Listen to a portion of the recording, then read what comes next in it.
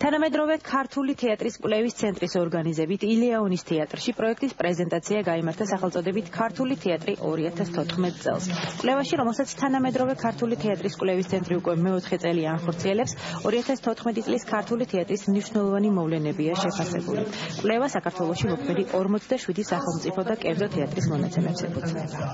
ჩვენი კომისიის წევრებთანაც შეუძლიათ სახელმწიფო თეატრები, კერძო თეატრები, საბავშვო და სახმწიფო თეატრები წარმოადგენენ თავიანთ მიღწევებს, წარმატებებს და ჩვენ ვაჯამებთ ერთ წელს რა პრობლემები გამოიკვეთა, რა ტენდენციებია, ვის რა მიმართულებით აქვს წარმატება მიღწეული და ვფიქრობ, რომ ძალიან საინტერესო კვლევა გამოვიდა წელს.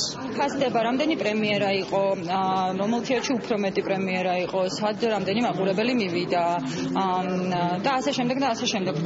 რომელი დრამატურგიით უფრო დაინტერესდნენ რეჟისორები, რომელმა რეჟისორმა რამდენი სპექტაკლი დადგა, რომელმა მსახიობმა რამდენი ითამაშა და ასე შემდეგ და ასე შემდეგ.